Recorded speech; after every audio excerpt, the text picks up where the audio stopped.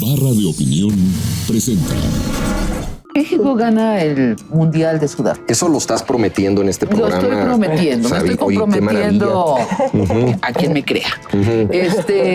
¿Qué pasaría en México? Yo creo que nos haríamos como una especie de puente Guadalupe Reyes que duraría como 3 años. Sabina una vez me contó que tú alguna vez le dijiste a ella que leías un libro diario, ¿es verdad?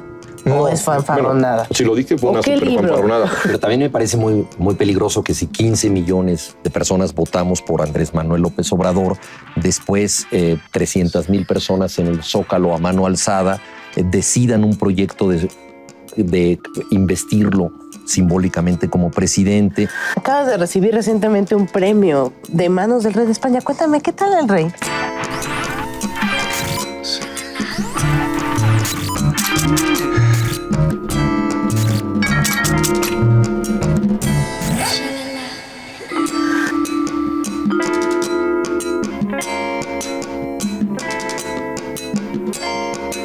Vamos a intentar una biografía brevísima. Eres hijo de uno de los pensadores más connotados de este país. ¿Qué implica eso, tener un padre filósofo? Bueno, cuando yo era niño era complicado porque yo le preguntaba a mi papá ¿qué te dedicas? Y él me decía, pues mira, soy filósofo. ¿No? Y yo le digo, ¿y eso qué es? ¿No? Dice, no, pues un filósofo investiga el sentido de la vida, ¿no? Entonces, bueno, yo estaba en el patio del colegio y me decían, ¿tu papá qué se dedica? Yo digo, no, pues mi papá investiga el sentido de la vida. Luego les parecía que era un huevón increíble, la verdad, ¿no? Porque no tienes cómo justificarlo, ¿no? Unos tenían un papá que era médico, otro me acuerdo que vendía alfombras en un almacén, otro era piloto aviador, cosas muy concretas. Entonces, sí, de niño te cuesta trabajo entender a qué se dedica. Con el tiempo y a medida que a mí me gustó leer, fue muy bueno porque fue tener un interlocutor extraordinario, ¿no? Entonces eso siempre agradeceré la posibilidad de dialogar, de discutir con él. Y tienes una mamá que también se dedica al sentido de la vida, psicoanalista. Como la tuya. Como la mía. Esas, sí, qué difícil. Es muy difícil, ¿no? Ser hijo de... Bueno, no sé. ¿Y qué tan difícil fue tu caso? Yo creo que todo terapeuta, ¿no? Pierde los papeles cuando tiene que analizar lo que quiere, ¿no? O sea, cuando analizas las cosas que quieres, las cosas en las que estás involucrado, es muy complicado, ¿no? Entonces, bueno, mi mamá yo creo que es una grandísima mamá, pero bueno, hemos podido sortear ese tema de la terapia, que a lo mejor me hace falta por otro lado. Claro. Pero sí. A mí Sabina me ha contado que cuando, por ejemplo, no sé, llegabas en la noche, ¿no? Tu mamá te interpretaba porque te... ¿También a ti? ¿Hacía eso? Desde luego, sí. ¿Qué te decía? Eres sujeto de interpretación, ¿no? Entonces, exactamente. Entonces, porque no solamente te ve como hijo, sino que ella es la mamá de tu inconsciente. Entonces, es la mamá de tus sueños que no has podido interpretar, es la mamá de una serie de cosas. Entonces, eso no es fácil. Ahora, la verdad es que mi mamá es muy heterodoxa, es muy abierta, le encanta la literatura, es una mujer muy sentimental. Entonces, también eso nos ha unido por otras vías, ¿no? Yo te cuento una. Yo a los 5 años entro al dormitorio de mis papás, la cama king size, que para mí era como una especie de cancha de fútbol. Y digo, tengo miedo, tuve una pesadilla. Y me dice mi mamá desde la cama, dice, no, hija, ¿quieres dormir entre nosotros? Está bien, ven. Se interpretó y probablemente tenía razón. Seguramente. Yo creo que seguramente. Sí. ¿A ti te tocó de No, esas? desde luego, ¿No? todo el tiempo, porque pues tu mamá te está viendo también como esas pulsiones que tienes y la agresión contenida, ¿no? Y de pronto no reaccionas y entonces te diagnostica aplanamiento afectivo, ¿no? Y simplemente es que estabas en la luna, ¿no? En otras familias estás en la luna, de pronto pues, los hijos de los psicoanalistas tienen eso, pero en fin, yo creo que tampoco es una profesión tremenda para convivir con ella. No, bueno, es el único sujeto del análisis de tu madre, es decir, ¿tienes hermanos y hermanas? No, lo que pasa es que yo soy el primogénito, entonces yo fui como el caso experimental, tanto de mi mamá como de mi padre, ¿no? Luego vino mi hermana Carmen, mis padres se divorciaron, mi padre es de Cataluña, mi madre es de Yucatán, o sea, 2 regiones muy separatistas, entonces no es nada raro que se hayan separado ellos mismos, ¿no? Se separaron y mi padre se volvió a casar y tengo 2 medios hermanos con los que me llevo mucho ya de su segundo matrimonio. Cuando recuerdas un domingo, ¿qué recuerdas? ¿Qué se hacía en tu casa el domingo? Lo que a mí más me unió con mi padre, sobre todo que yo tenía 9 años cuando ellos se separaron, entonces recuerdo poco de la época anterior al divorcio, pero lo que me unió mucho fue el fútbol.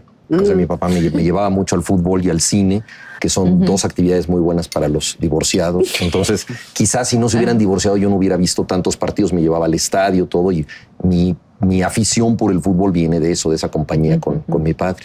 México gana el Mundial de Sudáfrica. Si quieres... Ajá. Eso lo estás prometiendo en este programa. Lo estoy prometiendo, me estoy comprometiendo a quien me crea. No, ¿qué pasaría en México? Lo pregunto porque viviste en Alemania, porque Alemania es un caso donde ganar un mundial fue definitorio para la nacionalidad.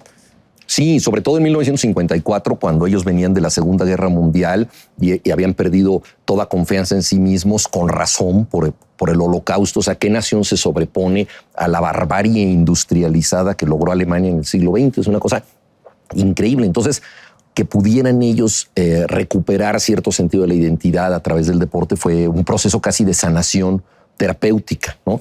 Entonces, bueno, si México ganara el Mundial, estaríamos tan contentos que... ¿Qué pasaría, no? Nos iríamos A ver. de aquí a las elecciones. Nos iríamos en piloto automático, las de presidente, en piloto automático, cheleando y en felicidad ¿Y total. quién ganaría el 2012? Ahora, esa es una situación de delirio que no va a suceder, ¿no? Que no va a suceder. Salud. Pero realmente, no, yo creo que estaríamos tan contentos que nos olvidaríamos de la realidad un buen tiempo. Al menos los futboleros, porque no todo el mundo es futbolero y tiene todo el derecho del mundo la gente a no serlo. ¿Pero pasaría algo de fondo, tú crees? No, nada, porque a ver, el mito es que el fútbol mejora la realidad y si gana tu equipo, eso no quiere decir que las tortillas van a ser más baratas o que el mole va a ser más sabroso o nos van a perdonar la deuda pública. Si va no pasa nada. ¿Va a pasar algo en la autoestima del mexicano? El autoestima del mexicano, desde luego que sí. Yo creo que habría una sensación de triunfalismo ajena a nuestras costumbres, porque nosotros muy fácilmente nos resignamos. Igual nos enfermamos todos con demasiado optimismo y alegría. No estamos preparados para tanta felicidad, dices yo tú. Yo creo que estallarían nuestros sistemas nerviosos. Puede ser. Posiblemente, pero no, yo creo que nos la haríamos como una especie de puente Guadalupe Reyes que duraría como 3 años. Hasta la llegada de las elecciones en donde dijeran, señores, por favor, ya elijan un gobernante. Oye, Juan, ¿y tú crees que el presidente debe ir al Mundial o no? ¿Tú ya votaste en el sondeo de internet? Yo lo que creo que está muy mal es que se someta a votación. El presidente tiene todo el derecho del mundo de ir al Mundial, por supuesto. Claro que se puede asociar, hay ciertos presidentes que dan suerte, Zapatero ha dado suerte, el rey de España da una suerte extraordinaria. Y claro, lo que puede ser negativo es que un presidente visita el centro de alto rendimiento y se lesiona a un jugador o va y entonces se puede convertir en el jetatore, como dicen los argentinos. Y eso sería tremendo, pero yo creo que es un error someterlo a votación, ¿no? Cuentan, no sé si sea cierto, que se encontraron Lula y el presidente Calderón, y el presidente está un poco obsesionado con la buena imagen de Brasil contra la mala imagen de México, y que le dijo a Lula, oye, yo voy a ir al Mundial, nos vemos ahí, voy a ir a la inauguración, y que Lula le contestó, yo prefiero ir a la final, ¿no? Entonces, lo cual, tómala. Sí. Pues sí, es que en fútbol no debía ponerse a competir con los brasileños, tal vez en otras cosas sí, pero en fútbol no. Sí. Ahora, el capitán de la selección, cuando fue abanderada la selección, Torrado invitó al presidente muy formalmente a que asistiera, ¿no? Yo creo que digamos, el tema en realidad es baladí. O sea, el presidente puede ir y no pasa nada si va o no va. Banamex acaba de tapizar los costados de los kioscos de periódicos del país con una frase que dice: tanta afición merece ganar. Sí. No es mala frase, porque yo creo que lo mejor que tiene México es su afición. Nosotros somos el cuarto país que más dinero genera a partir de la selección nacional. Si hubiera un mundial de público, seguramente llegaríamos a la final. O sea, la pasión de la gente es de una nobleza irrestricta. Los estadios se llenan. Nuestro grito de guerra sí se puede. O sea, demostración de que muchas veces hemos tenido que decir no se pudo. ¿No? Y que se reanude el grito. Exacto. A pesar Entonces, de la todo. afición mexicana es extraordinaria. O sea, en México yo creo que hay muy buenos árbitros y hay una extraordinaria afición. El jugador le ha quedado a deber, y sobre todo los directivos han hecho una liga donde es muy difícil que suba la competitividad. ¿Por qué te importa el fútbol? ¿Qué metáfora ves en el fútbol? ¿O no se tiene que ver una metáfora en el fútbol para que te importe? Bueno, yo creo que el fútbol se ha convertido para los fanáticos en una costumbre ya irrenunciable por muchísimas razones. Yo creo que tiene que ver, como dice Javier Marías, es la recuperación semanal de la infancia. Es una posibilidad de regresar a ese momento en que los héroes son posibles, en que alguien te representa y eso es el bien. Y lo que está enfrente es el mal. Y hay una balanza de la justicia en donde de pronto los tuyos pueden ganar a través de un gol y eso va a hacer que toda la tribu, todos los que representan eso se sientan mejor. Al mismo tiempo, para un niño, nada es tan serio como el juego, ¿no? Quien ha visto jugar a un niño los ve concentradísimos, las reglas son inquebrantables.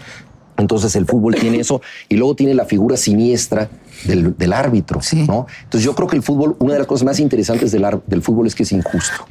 Y por eso es el deporte que más apasiona en el mundo. Es injusto. Y es injusto porque tiene un juez que es un pobre hombre sudoroso que va corriendo detrás de la pelota. Tiene la obligación de estar al menos a 2 metros de la pelota, pero pues son unos pases rapidísimos. A veces no puede llegar ahí. Tiene una milésima de segundo para decidir si eso fue una jugada que marca un penalti o no marca un penalti. Y tiene que soplar en el silbato la justicia en condiciones muy malas para decidirla. Entonces él hace lo que puede, ¿no? Yo pienso que los jugadores juegan a ser semidioses, ¿no? Los jugadores juegan a que los queramos como héroes totalmente emblemáticos, ¿no? Y el árbitro juega a ser un hombre.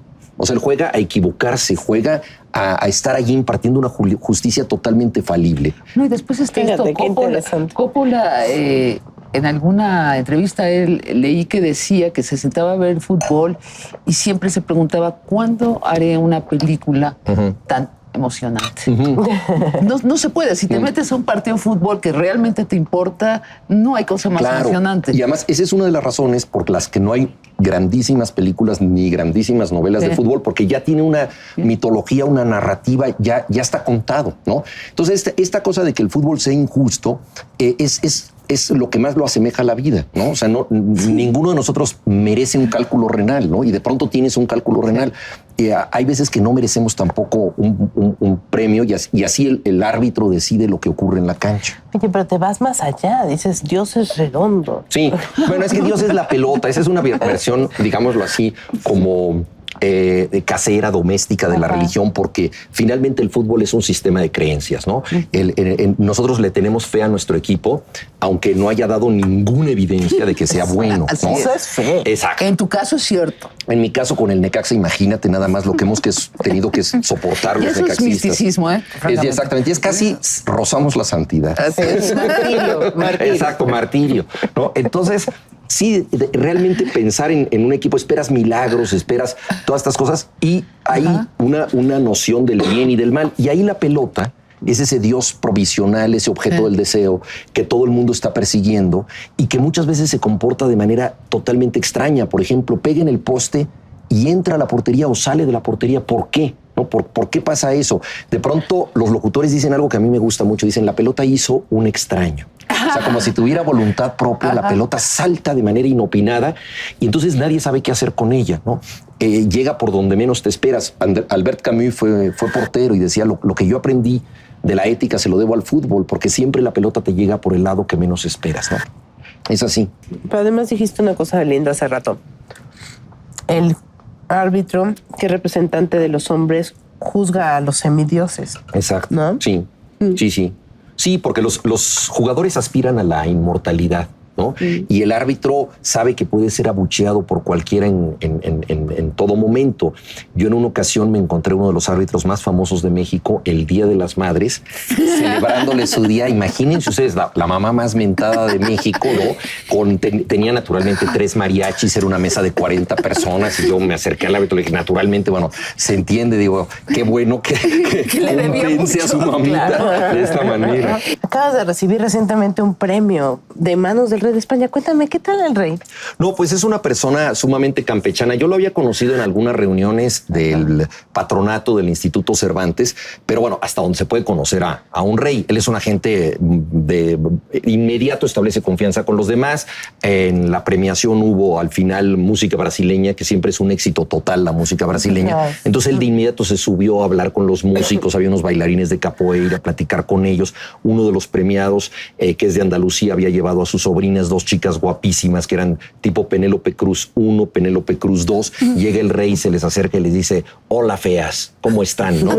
Entonces, bueno, es así, establece de inmediato relación. Tenía un curita en el dedo y entonces dice, mira, me he pinchado, dice, tener un médico en la Casa Real para que te ponga una tirita, como le dicen ahí a las curitas, hombre, me parece un exceso, esto me lo hubiera puesto yo, pero al rey lo tienen que llevar con el médico, ni modo, es una chorrada, en fin. Es un tipo así, muy cariñoso con México. Estaba también Cermeño, el embajador de México, que es una muy buena persona y entonces también muy interesado en lo que pasa en México, pero básicamente es una persona que ha unido a España con esta manera campechana de llevarse absolutamente con todo mundo. Es decir, desde los altos mandos del ejército hasta las personas que sirven el agua en una ceremonia, tiene este trato único y yo creo que muy significativo que ha permitido la transición española. Y el lenguaje, la pasión por el lenguaje, ¿viene de la relación con tu padre también? Sí, mi padre estudió con los jesuitas. Estuvo interno con los jesuitas.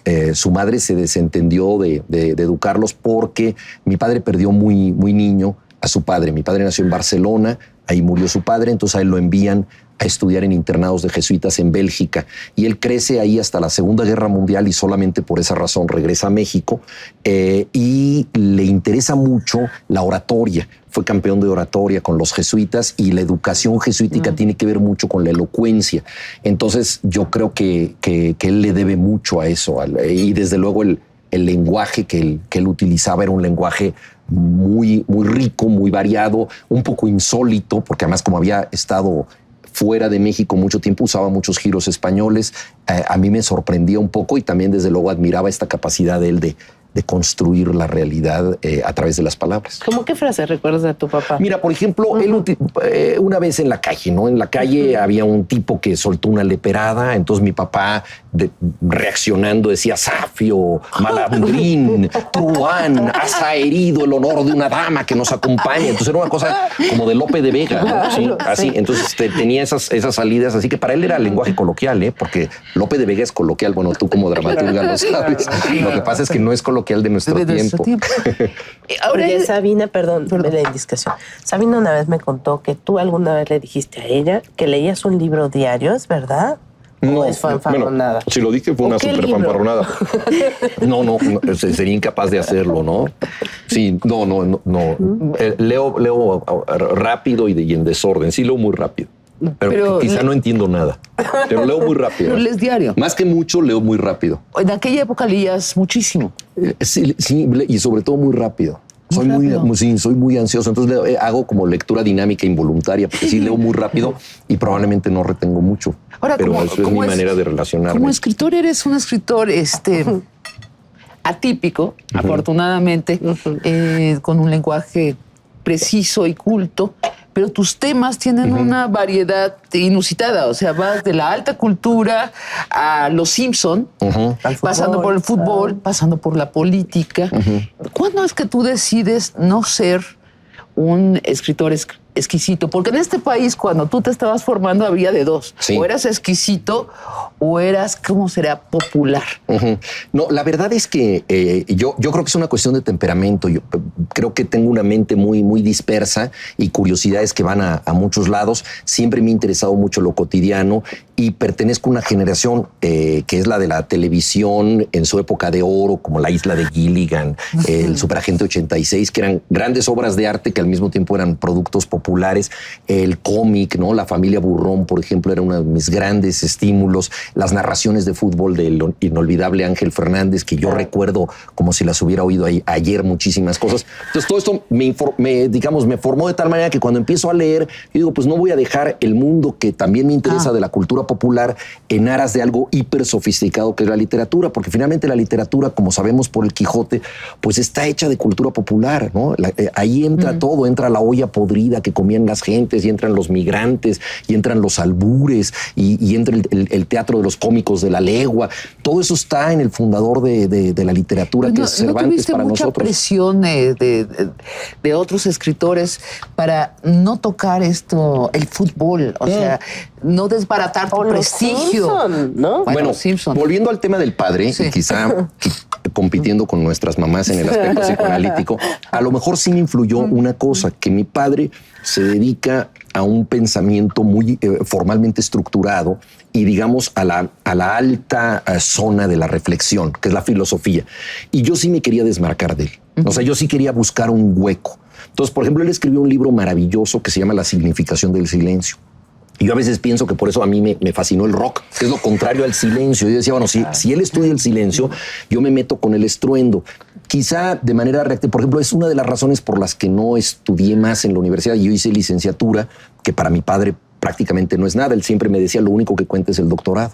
Entonces yo dije, nunca voy a llegar al doctorado, si es lo único que cuenta. Esas rebeldías cordiales, pero que también tienes. Y luego igual te arrepientes, ¿no? Y que te definen, porque ¿no? me hubiera gustado mucho probablemente estudiarlo, pero sí son estas cosas que tienes tú como en la sombra. Entonces quizá también el hecho de tener un padre tan marcadamente intelectual en la reflexión hizo que yo tratara de distinguirme en zonas más populacheras, más de la calle, más de los chismes, que era también el mundo que a mí me interesaba. Por ejemplo, yo tenía 2 abuelas eminentemente chismosas, grandes contadoras de historias, que contaban cosas interesantísimas, pero de los vecinos, y eran muy prejuiciosas y contaban cosas en donde ellas eran siempre unas heroínas fantásticas y la demás gente se equivocaba, ¿no? Entonces también eso, me gustaba esa manera de contar historias. Y una de estas abuelas, por ejemplo, era fanática de la radionovela Almagrande, ¿no? Y de Calimán. ¿Cuál? ¿Tu abuela? La abuela paterna, la mamá de mi papá, que era una mujer bastante culta, pero en sus últimos años se dedicó mucho a oír la radio y le encantaba Calimán. Le encantaba, por ejemplo, este detalle increíble de Calimán, que es que daban el reparto de todos los personajes y decían quiénes eran los actores. Y decían, y en el papel de Calimán, el propio Calimán. O sea, como si fueran los estudios, el héroe, ¿no? A grabar, claro, para no desmitificarlo. Sí, No tenía un actor, era el verdadero Calimán. Y eso a mi abuela le encantaba y por extensión a mí también. ¿Qué pensaría tu papá? Bueno, tu papá ha leído tu versión, de que a mí me encantó, de Los Simpson vienen a México. ¿Conoce Los Simpson tu papá? Mira, no estoy muy seguro. Y eso no lo ha leído.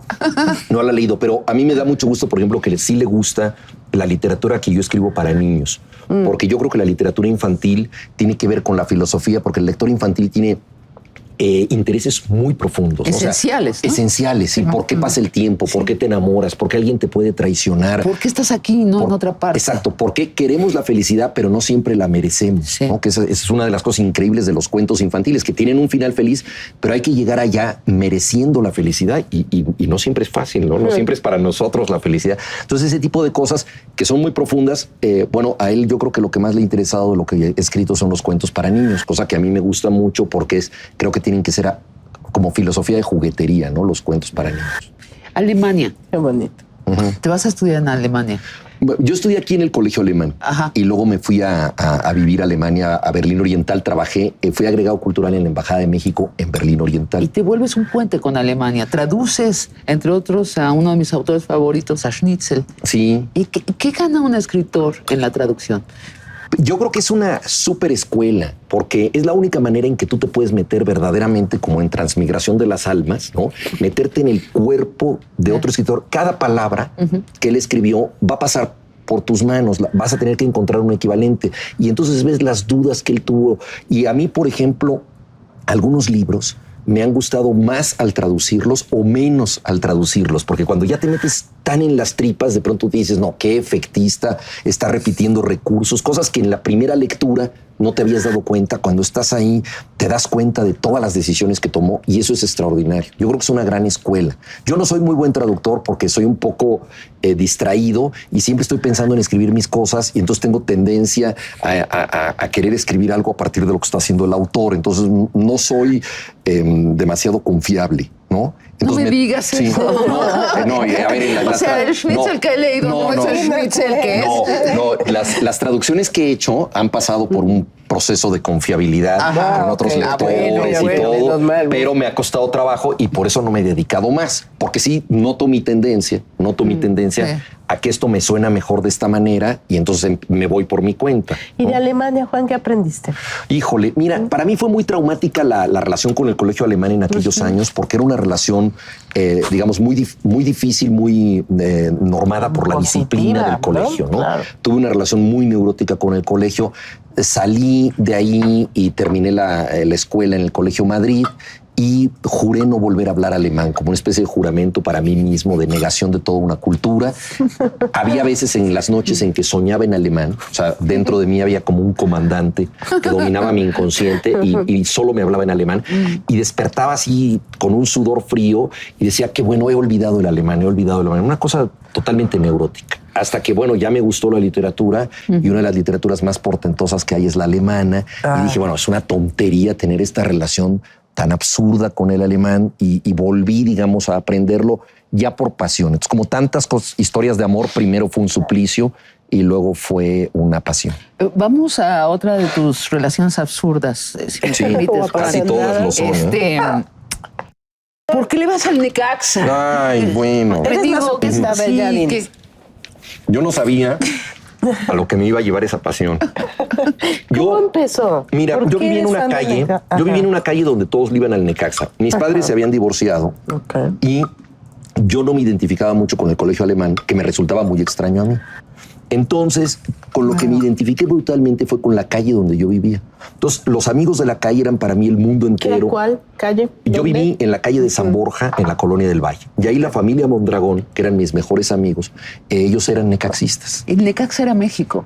El Necaxa era México, era la calle. Entonces era la conexión, era el sentido de pertenencia con algo. Al mismo tiempo era un equipo muy simpático, porque era un equipo que le había ganado al Santos con todo y Pelé. Tenía un jugador al que le pusieron el nombre de un mago, Fu Manchu, porque desapareció un balón en plena cancha que nadie pudo encontrar. O sea, pues hacían suertes inútiles, no muy importantes. El primer gol del Estadio Azteca, anotado por un mexicano, lo metió el Loquito Martínez, un jugador del Necaxa. Entonces era un equipo que le llamaban de los últimos 10 minutos, porque en los últimos 10 minutos ganaba o perdía de manera espectacular, con una gran sorpresa como de final total. Fue un gran partido. Lo que no se explica es esta devoción que continúa a pesar del fracaso. No, pero lo que pasa, Sabina, es que cuando, cambiar de equipo, yo creo que es la única zona legítima de la intransigencia emocional, defender un equipo, porque uno puede cambiar de orientación sexual, de partido político, de profesión, de todo.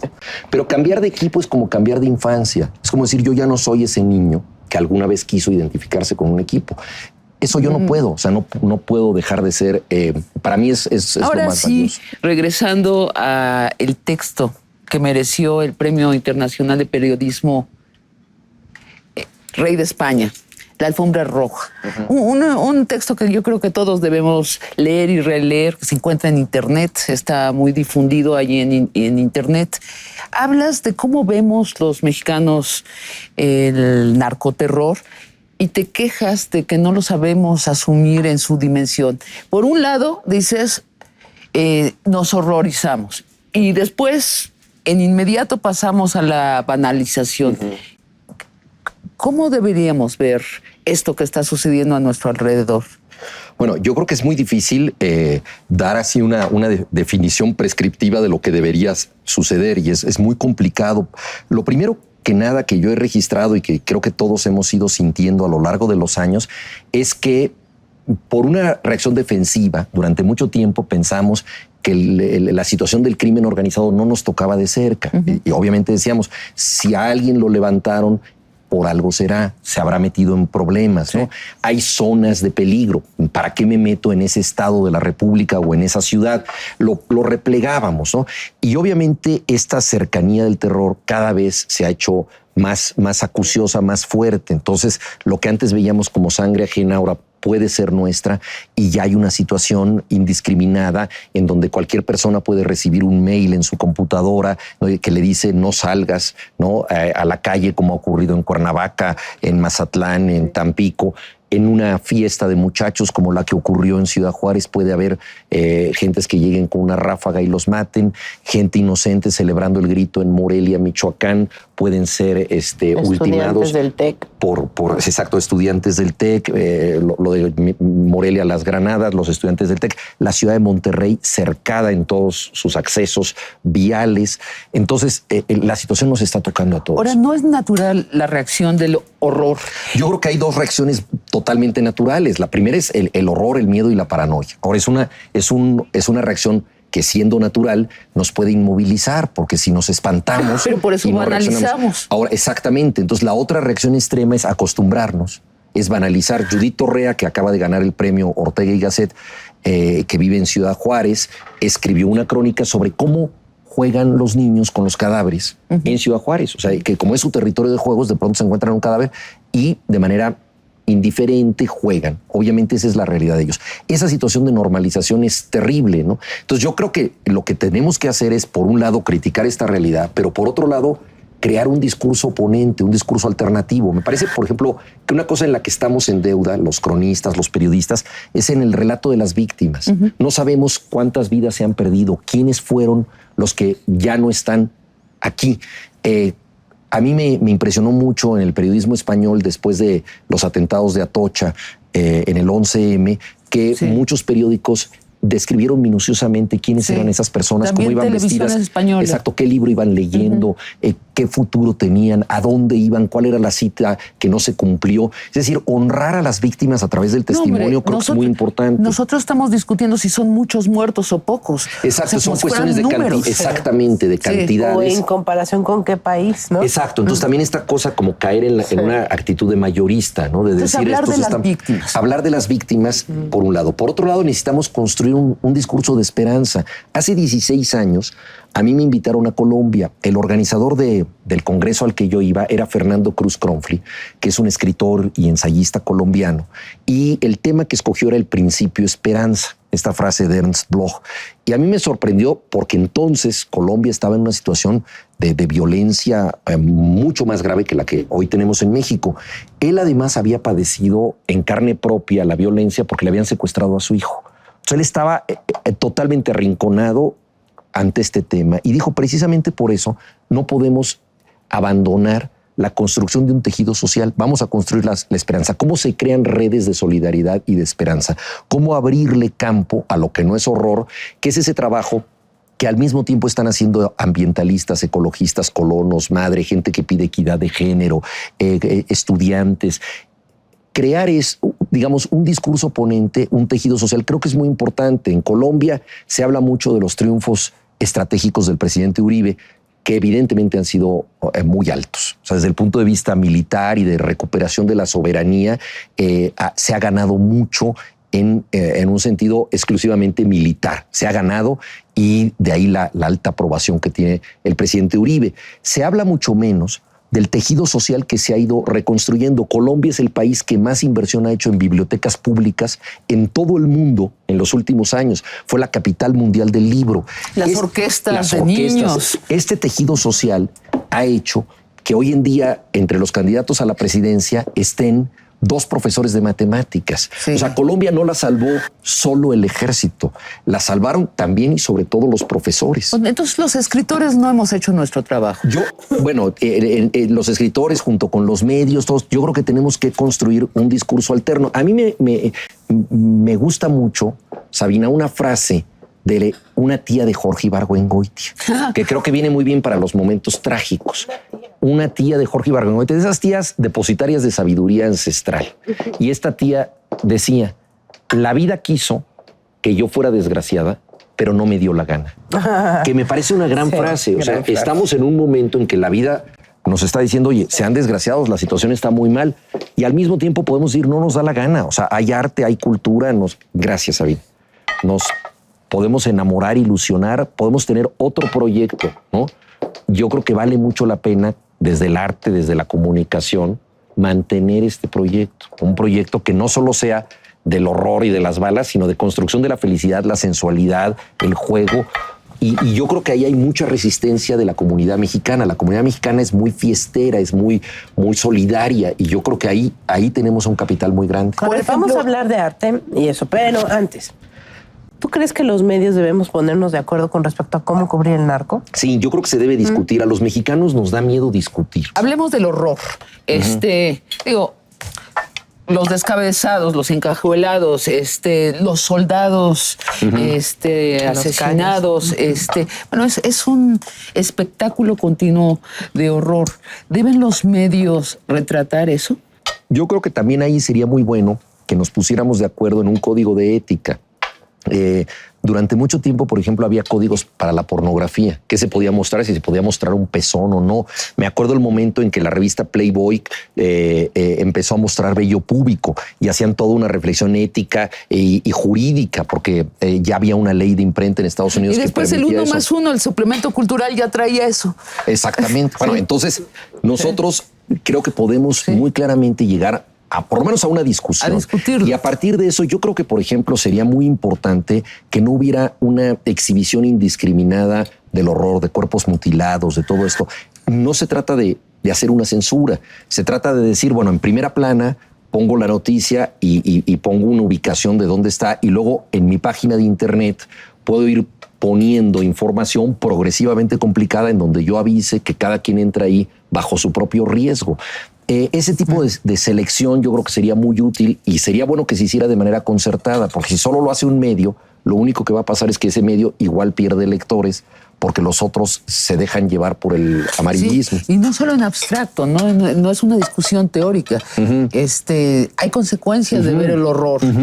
Consecuencias buenas, me parece a mí, y consecuencias malas que yo juzgo que son menores. Yo creo que sí hay que horrorizarnos ante cada muerte. En uno de sus últimos libros, Susan Sontag habla de contemplar el horror de los demás. ¿En qué medida esto nos acostumbra a no percibir el horror como tal? Coetzee también tiene la misma postura. No abramos estos caminos al horror en nuestra conciencia. Exactamente, ¿no? Sí. Entonces yo creo que ahí hay por lo menos una discusión pendiente, pero nos cuesta trabajo hacer estas... Por ejemplo, es fácil en México, porque es un país piramidal y vertical, hacer comparecencias. Entonces, si el Congreso va a oír, la gente va a la comparecencia en el Congreso. Pero nos cuesta mucho hacer una plataforma horizontal, claro. Exacto, en donde nosotros los especialistas llegamos a estos acuerdos que le pedimos al Congreso que tome cartas en el asunto. Deberíamos hablar de esto aquí en estas cenas que hacemos y te invitamos de antemano, ¿no? A hablar sobre el horror en los medios o el horror no en los medios. ¿Y el menú cambia con las cenas? Sí, cambia. Cambia. Ahora, casi la misma pregunta, pero referida a la transición, a la democracia. ¿Por qué no cuajó una nueva cultura, nuevas novelas, nuevas obras de teatro, celebrando nuestra transición del autoritarismo a la democracia? ¿Qué falló allí?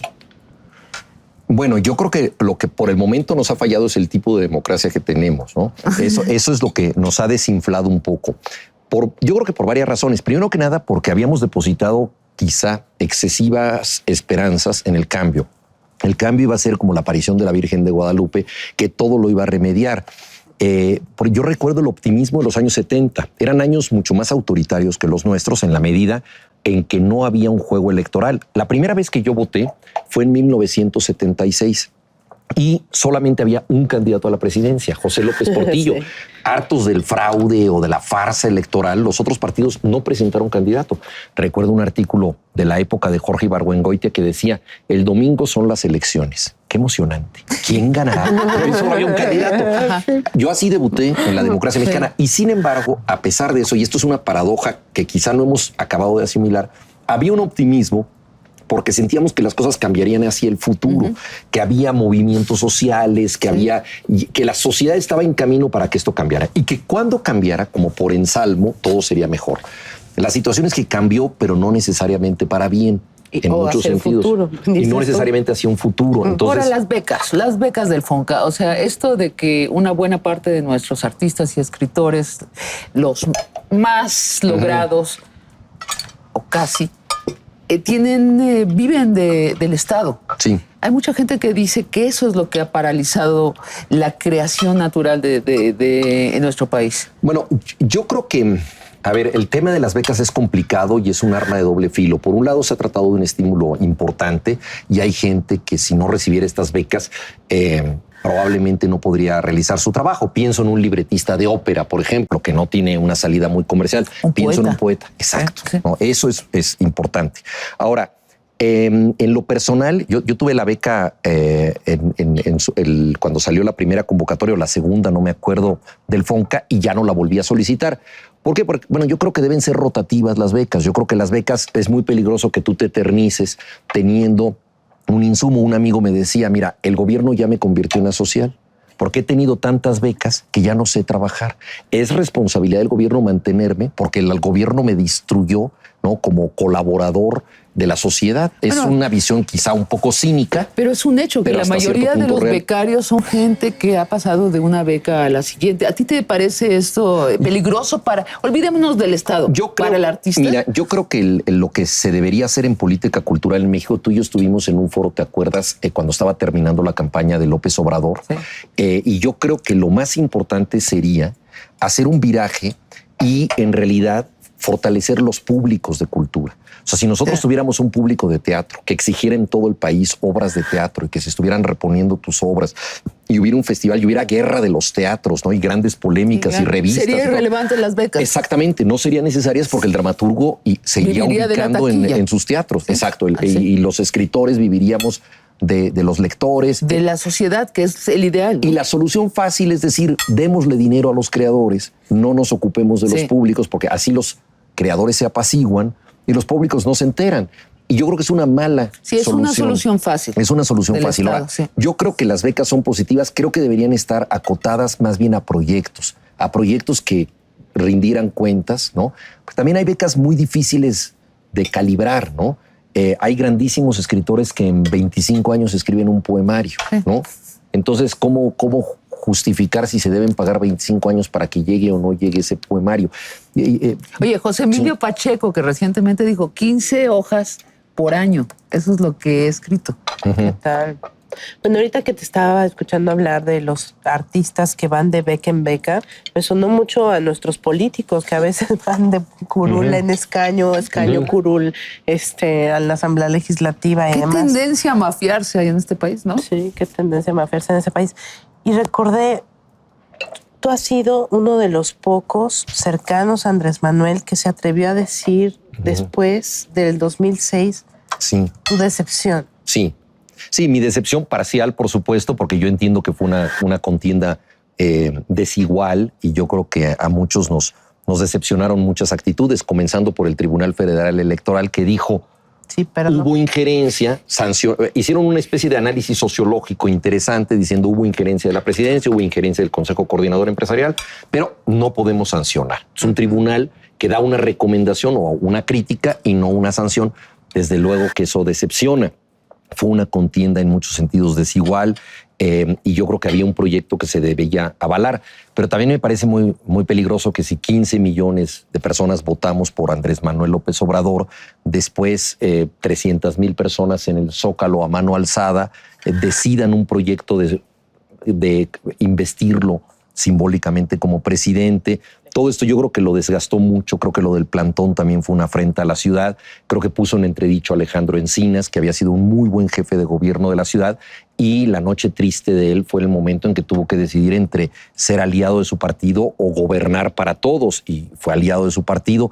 Fue una situación muy compleja. Ahora, esto no le quita méritos a López Obrador como luchador social. A partir de ese momento ha recorrido el país varias veces, está soliviantando las conciencias.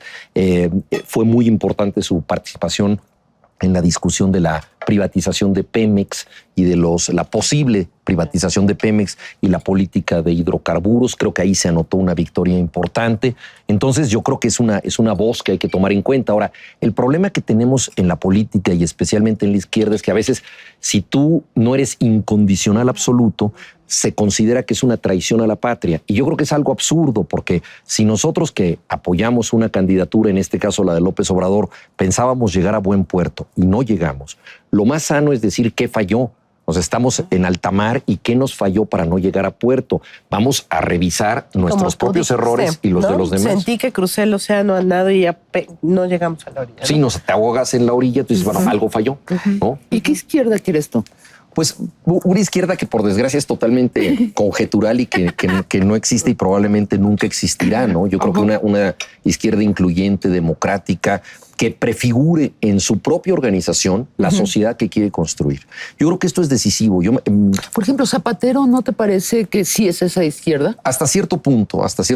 No me parece el líder perfecto, porque también ha tenido muchos problemas, pero ciertamente el Partido Socialista Obrero Español, sobre todo en la primera campaña electoral de Felipe González, tuvo un proyecto de renovación y de responsabilidad económica. O sea, se trata, por ejemplo, ¿cuál es el desafío económico que tiene la izquierda? Crear una clase media. Somos un país sin clase media. Entonces, incluir a las gentes es lo que ha hecho Lula en Brasil. 10 millones de brasileños se han incorporado a la clase media. Es un saldo muy importante porque las estadísticas, todo depende de cómo se lean. Primero los pobres, pero para que se vuelvan clase media. Exactamente. No para que se queden pobres. Exactamente. O sea, no es una cosa asistencialista, paternalista hacia los pobres, el proyecto de una izquierda moderna, sino la creación de una clase media que elimine estos oprobios que tenemos, que son los súper ricos y los súper pobres, que es como está compuesta la sociedad mexicana. Hoy en día es muy difícil ser empresario en México. Dificilísimo, porque es un país de monopolios en donde el empresario independiente no puede participar en la economía. Entonces, el proyecto empresarial tiene que ser tomado en cuenta por la izquierda y tiene que ofrecer una alternativa que no se está dando ahora en la política de monopolios que tenemos. Tiene que combatir la desigualdad. Y siempre se piensa en la desigualdad en el sentido económico. Y la desigualdad tiene que ver con género, la desigualdad tiene que ver con acceso a la información, la desigualdad tiene que ver con prejuicios muchas veces raciales. Entonces tenemos un país muy dividido en muchas cosas y ahí la izquierda tiene que hacer un proyecto de un sujeto integral. Entonces la persona que tiene una relación equitativa con su sociedad es una persona que tiene no solamente más dinero o recursos aceptables, ¿no? Sino que tiene un acceso en donde no pasa por ningún filtro de discriminación, sea de género, sea de raza, etcétera, para poder acceder a la cultura y a los beneficios sociales. Hoy en día, por ejemplo, no tener internet es discriminación. Discriminación en la comunicación. Entonces, el impuesto que se iba a dar en internet, bueno, suscitó afortunadamente una respuesta instantánea, pero es terrible porque esto te bloquea del acceso al tiempo presente. Oye, ¿quién te gusta? ¿Quién te gusta como para el Nicole 2002? Kidman. No, es que Nicole no habías... Kidman, Nicole okay. Kidman. Sí. No, me refiero a... ¿Es algún líder de izquierda fuerte que pudiera ganar la presidencia? No, ver, yo creo que estamos en una situación muy complicada y es muy difícil pensar en figuras ahora. Y a mí me ha parecido muy buena la gestión de Marcelo Ebrard. Digo, como siempre hay cosas que te gustan más, no te gustan tanto. Pero yo creo que ha sido un tipo de izquierda pragmática, realista, en una ciudad muy difícil de gobernar que ha salido adelante en la mayoría de los casos. ¿Y López Obrador? ¿Ya te volviste a juntar con él? Yo creo que no lo he visto desde las elecciones. Yo creo que él tiene un papel importante como conciencia social. Ahora, correspondería a su generosidad de líder decir otras personas merecen apoyo. Ahora, él hasta la fecha ha sido un caudillo y en su condición de caudillo nunca ha reconocido un error, jamás. O sea, no conoce la autocrítica. Y aparte de que no conoce la autocrítica, tampoco ha sido suficientemente generoso para apoyar a una persona que no sea una persona subordinada a él. Entonces, yo creo que sería muy interesante y sería un salto cualitativo en su trayectoria que hiciera esto. Y eso se puede dar. Hay que recordar a Eberto Castillo. Yo estuve en el PMT, es el único partido donde he militado formalmente, y se hablaba de que Eberto Castillo era muy narcisista y era muy ególatra y que todo lo llevaba, siempre toda el agua la quería jalar a su molino y todo. Bueno, finalmente Eberto Castillo será recordado como el hombre que renunció en favor de Cuauhtémoc Cárdenas. O sea, tuvo esa grandeza histórica. ¿Alguna vez un artista mexicano se dijo a sí mismo por los medios de comunicación que él era la conciencia de México? ¿Tú cómo te piensas a ti, Juan? ¿Eres la imaginación de México? ¿Eres el intérprete de México? No.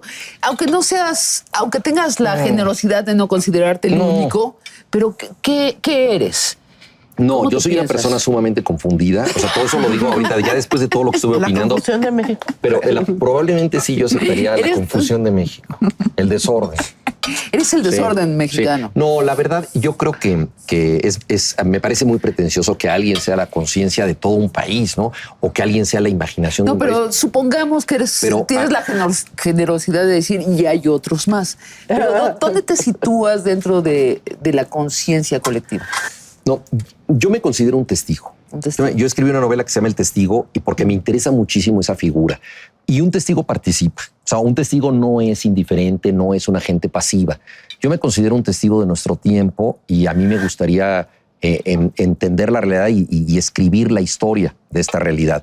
Y eso es como yo me veo, alguien muy vinculado con lo que sucede, apasionadamente vinculado, y que al tratar de contar la realidad no necesariamente es objetivo, porque todo testigo tiene una subjetividad, tiene un mundo interior, tiene nervios y prejuicios y favoritismos y todo eso, pero así es como yo me veo. O sea, yo creo que México es un país apasionante para el que quiera verlo, ¿no? En ese sentido nos podemos quejar mucho de nuestra realidad, pero todos los días tenemos nosotros si quieres ser testigo de un país, este es el lugar para estar. De otra cosa, fuiste testigo del terremoto en Chile. Dime, ¿te cambió la vida? Todos nosotros pensamos que nos moriríamos. Yo estaba en un 7º piso, pensé que estaba en mi casa, quise ir por mi hija y ahí caí al piso. Al caer al piso verdaderamente desperté, me di cuenta que estaba en Chile y dije, bueno, qué bueno que mi hija no está aquí, y no me pude volver a poner en pie. O sea, era tal el movimiento duró 7 minutos. Nosotros registramos quizá 4 que fueron eternos, ¿no? 7 en el epicentro.